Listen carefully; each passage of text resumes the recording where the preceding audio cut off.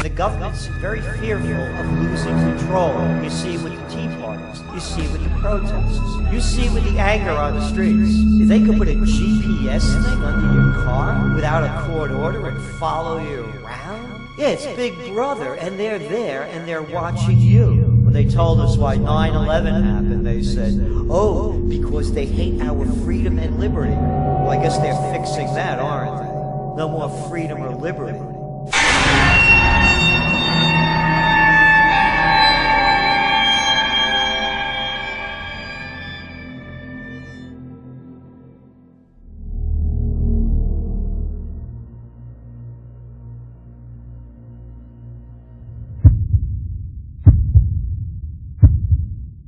The United States is no longer the land of the free. Americans live in a system with literally millions of unnecessary government regulations that have destroyed the free market and sent millions of well-paying jobs overseas. Americans today are constantly watching their speedometers and trying to conform to every little rule, yet there are so many rules that it's impossible for even the most honest and hardworking Americans not to be breaking some type of law on a daily basis. We are slaves in a criminal monetary system where the Federal Reserve steals from the middle class through inflation and transfers this wealth to their banker friends on Wall Street. We are forced to accept pieces of paper as money when the U.S. Constitution defined only gold and silver as legal tender. NIA has already proven in our previous documentaries, Melt Up, The Dollar Bubble, and Hyperinflation Nation, that the U.S. dollar will soon become worthless and Americans will see the purchasing power of their savings and income destroyed. However, the impending currency, fiscal, and debt crisis is no longer NIA's greatest concern. We are now seeing countless signs on a daily basis that the U.S. is headed for a complete societal collapse that will end civilization as we know it forever. You're actually breaking the law. Breaking the law if you try to capture rain falling onto your roof and pour it on your flower bed. Obviously, if you use the water upstream, it won't be there for the person to use it downstream. So what about the little guy watering with rainwater at home? Will anybody do anything about that violation of the law? If she really does do that, then she ought to have a water right to do it. The average American is reaching a boiling point. There is no common sense left in America.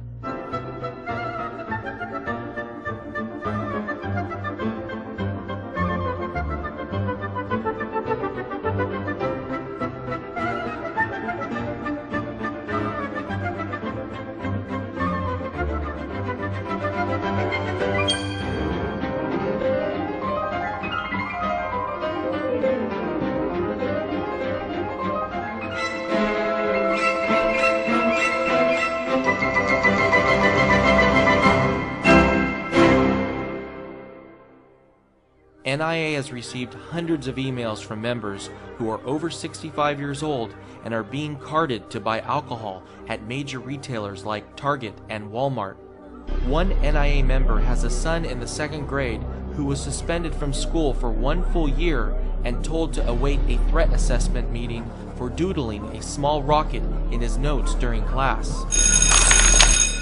15-year-old Adam Hernandez, a high school freshman in Shorewood, Wisconsin, was recently arrested, handcuffed, and booked on a charge of theft after a friend let him have his lunch. Adam's friend was part of the school's free lunch program, but Adam wasn't. So eating his friend's $2.60 chicken nugget meal was stealing, according to school officials. So Adam said his side of the story. They did not believe him. His friend Jakari, who gave him the chicken nuggets, they did not believe him. What they chose to do was to handcuff him, arrest him at lunch in front of the school body, and put him in jail. Federal agencies have now put 6-year-old girls on the no-fly list as potential terrorist threats, and even 3-year-old girls are now being harassed for no reason by TSA agents at airports.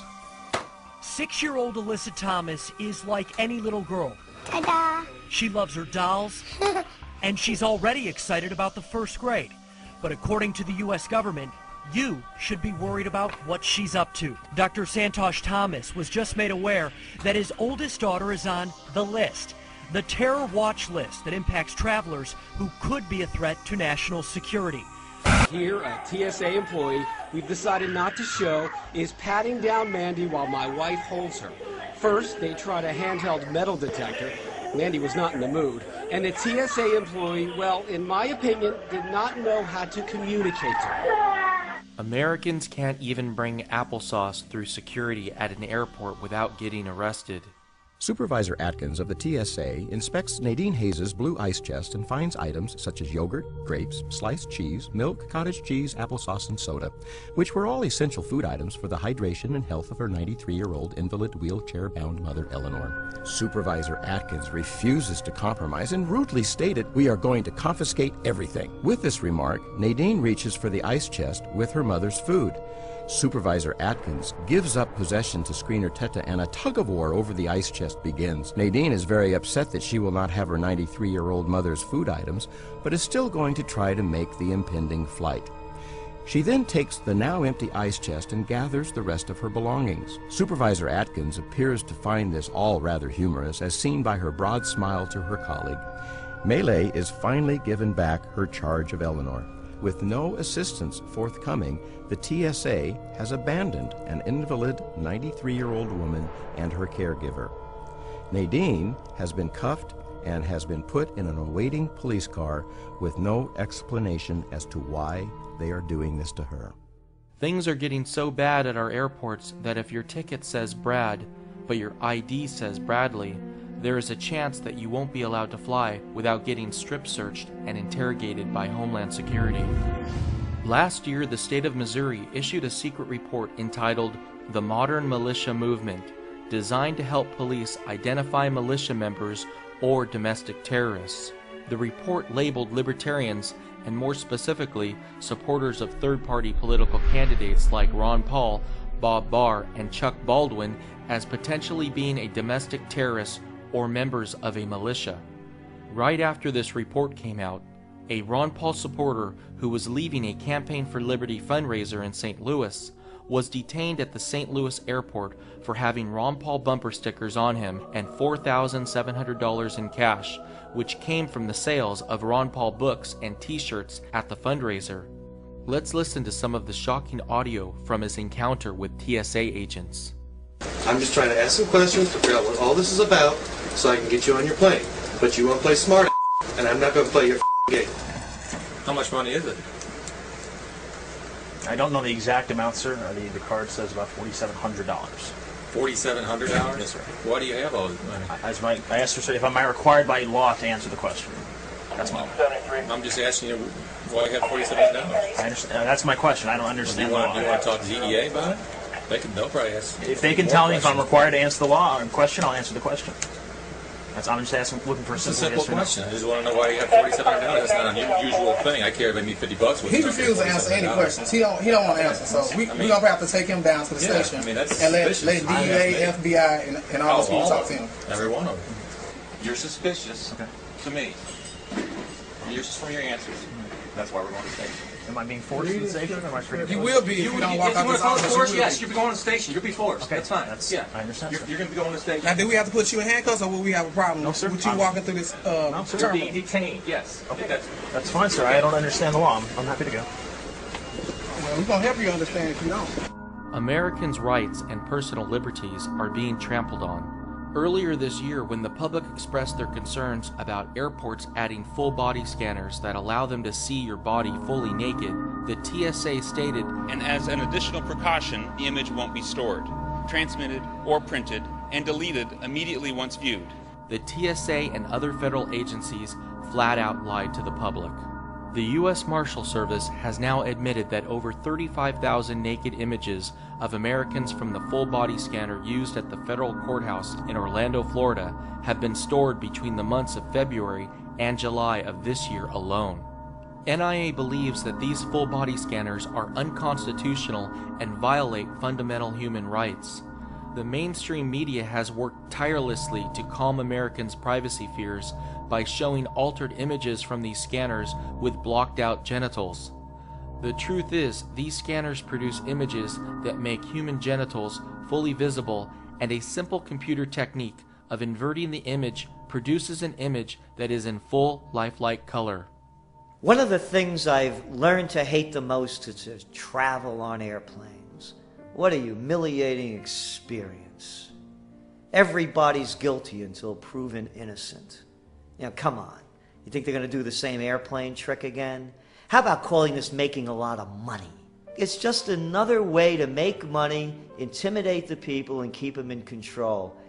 Look, you go into any office building, and you got to go through this stupid routine of showing your identification, your license, getting the picture taken. Come on. You know, it's not like I just landed on the planet last year. The rush to install naked body scanners in airports came right after the failed underwear bombing in Detroit, which NIA believes was taken way out of proportion by the media in an effort to help their corporate friends make billions off of the American public. What if, God forbid, there is another isolated terrorist attack in the U.S., but this time at a shopping mall? Will all shopping malls be forced to implement naked body scanners? What about schools, rail stations, bus terminals, and even high-traffic city streets?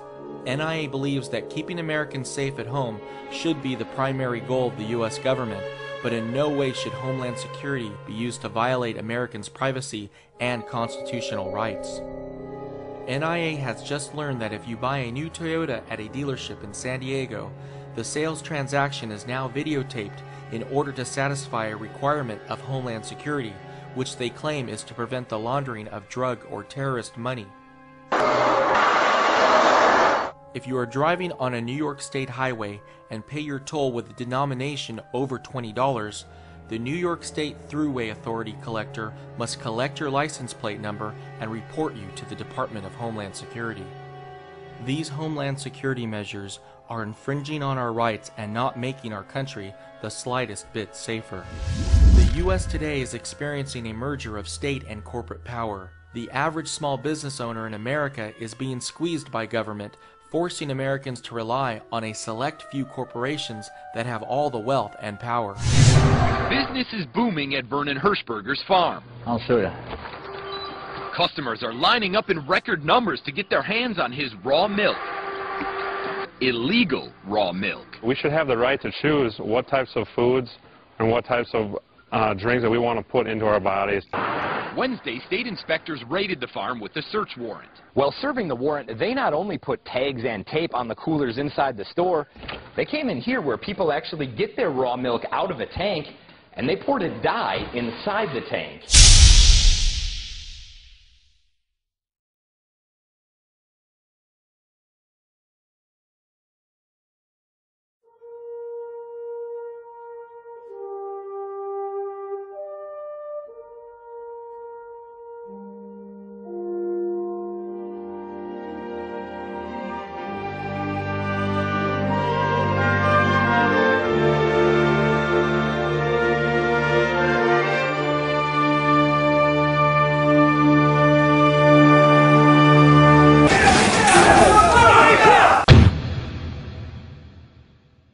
A couple of months ago, 20 agents raided Rawsome Foods in Ventura County, California with a search warrant, ordering workers to put down their buckets of mashed coconut cream and to step away from the nuts. This was the third time this same farm had been raided in 3 months.